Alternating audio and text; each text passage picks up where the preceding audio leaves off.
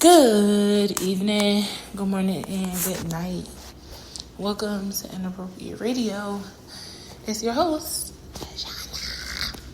Let's get into this. No periodic table, no alien talk this evening. However, the creator came through with a message. No, this is not the intended topic, but I definitely wanted to make sure we put this segment out here because God has been having me repeat it to everyone that I am having a talk with. So I asked if I should also put it on the podcast. He said, go ahead, my child. Okay. No one owes you anything, okay? It doesn't matter which side of, things you are on. No one owes you, okay? So if you are the next in line to receive anything, an inheritance, whether it's a physical inheritance, a spiritual inheritance, both, no one owes you this, okay? You are being honored in your bloodline. You are being entrusted with gifts that could have gone to anyone else, but the Creator lined it up for you to be the one to be receiving. It doesn't matter how much value you think it may or may not hold. It is your job to hold whatever this inheritance is at a particular level, right? There's a standard that needs to be maintained or reached, okay? Either way, it is your job to make sure that whatever needs to be done to make sure that this inheritance is appreciated, it's your job to do whatever that thing may be, okay? A lot of people who are set to be the cycle breakers, the curse breakers, the black sheeps, the chosen ones, the anointed ones, whatever you call it, it is owed to you in the sense that someone tried to take it. It is owed to you in the sense that it is your birthright. You're next up in your bloodlines, both sides, mother and father, to receive whatever this thing is. But it is not owed to you in the sense that no one else can have it, no one else is due for it, and no one else is worthy. Your job is to protect it, preserve it, appreciate it, enhance it, and then pass it down.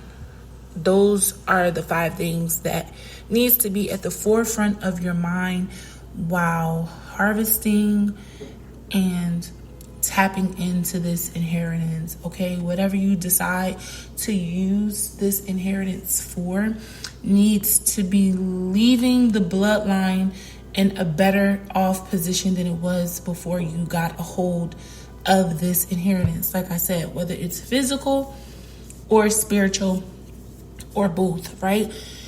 We see a lot of times how families leave money and estates and all of these different things behind to take care of the family in the spirit world.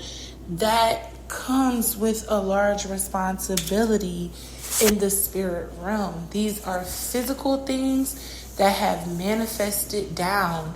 I don't have to tell you, and I mean, we've had several conversations of, people hijacking gifts and stealing and things like that, right?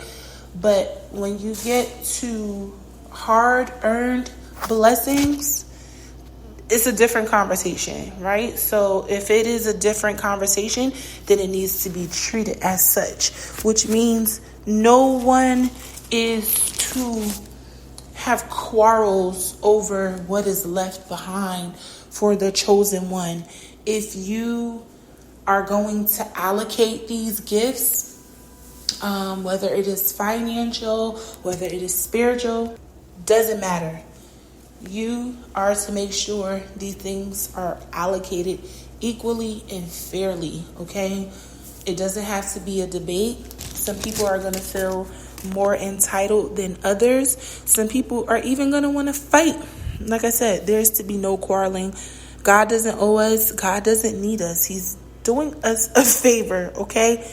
Anything outside of what we're currently doing is extra, okay? It's a blessing.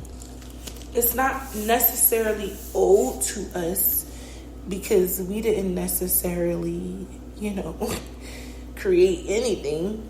But if we are going to do the work of the Creator, you have to understand that even things that you want for yourself, if it is something that the Creator has trusted you with to share with others, to give with others, then you need to be grateful that the Creator has trusted you with so much, okay? If you are on the opposite end of things, right? If you are the one stealing, if you are the one that is making sure that people don't get their inheritances, or if you feel like something is owed to you even though it's not, no one owes you anything. Same message, okay? No one is obligated to give you anything. If you feel that someone owes you something, if you feel that someone is trying to rob you of something, you might want to get with the Creator on that one and figure out why do you feel the way you feel. Maybe there's something that you missed that is holding up your blessings. Maybe there's some karma or something that you need to repay in order to get what you feel is owed to you.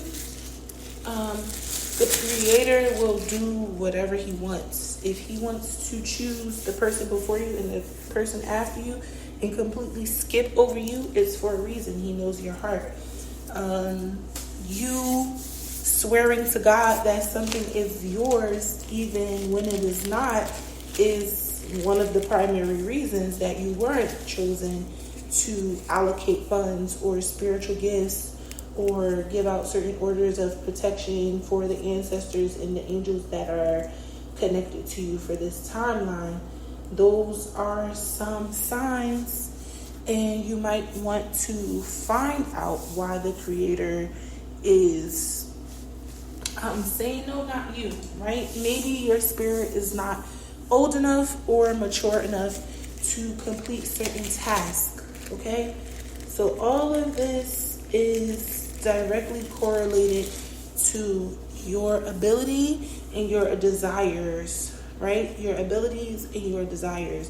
And if your desires are not to upgrade your bloodline, in ways that are way beyond you, you don't have to get the credit for everything. Right? There's a few things that go with this. So if you're not willing to be selfless, then I can tell you right there, then those are some of the reasons.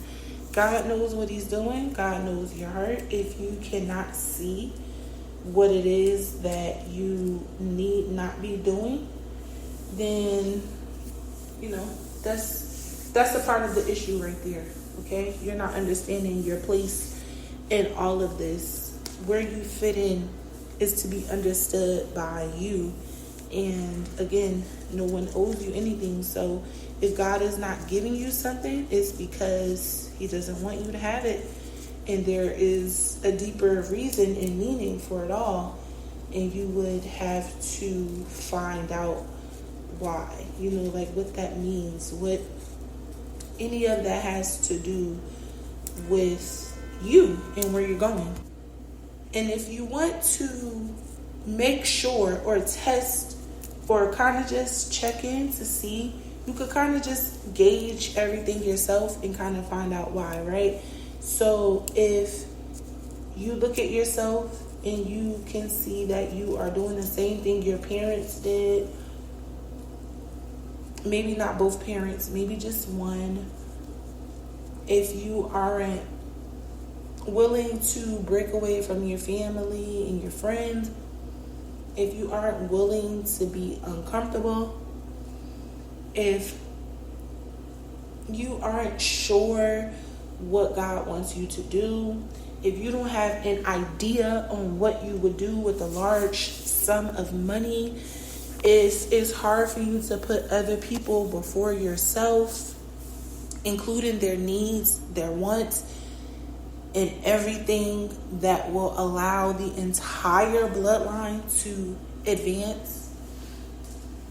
If you aren't willing to allow people that you don't know to take credit for something that you feel you're working on, you're not chosen. It's that simple. There are quite a few other things, but those are like the main keys, right, that are required in order for you to be a cycle breaker. And everything has to end and begin with you.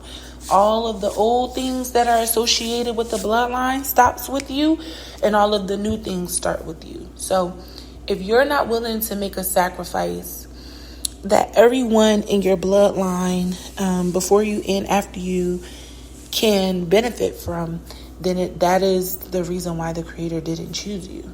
You're not willing. You don't have a willing mind, a willing spirit, and a willing heart to be not only led by the Creator, but to not be led by your own desires. A lot of people make choices based off of what they feel and what they want.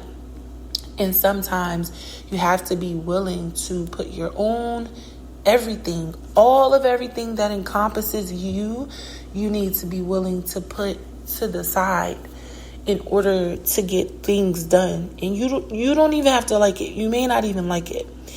But there has to be a part and a piece of you that is willing to give up your desires in order for other people to prevail. In a lot of instances, people have been feeling like, God isn't real because God didn't trust them with certain responsibilities, and it's not that.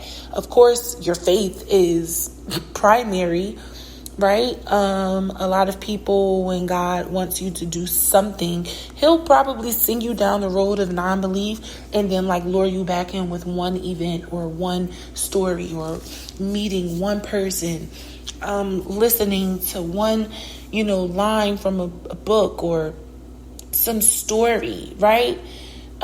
This is all dependent and contingent upon what it is that's already instilled in you. You have to be wired a particular way for even that type of stuff to happen. You have to have already had a relationship with the Creator for stuff like that to even occur. So if you are going to take anything from this segment this evening, I would say to let it be that if no one knows you, no one knows you. If God chose you for the assignment, be grateful. If God did not choose you for the assignment, be grateful, right? This goes both ways. The people who have been selected to do certain things for God, they don't have it easy. It may appear that way, but believe me, the journey of the chosen is not a simple one. And if you believe that for 1 second, then you've been gravely misled, and I really feel sorry for you. This isn't a cakewalk, okay? Believe me. A reason why a lot of the understudies get to take the place of the chosen, because they bow out gracefully. They don't feel the need to keep going on their journeys because it is very trying. And everyone has their own reasons, right, for why or why not, why or why not they won't do something. So it's totally up to you to decide what it is that you want and how you feel, but let it be based on fact. And on that note, I'm going to end it there. I do hope you guys enjoy your weekend. I hope you are drinking your water, eating your fruit and vegetables, and sipping on your own tea because it's free. Love y'all.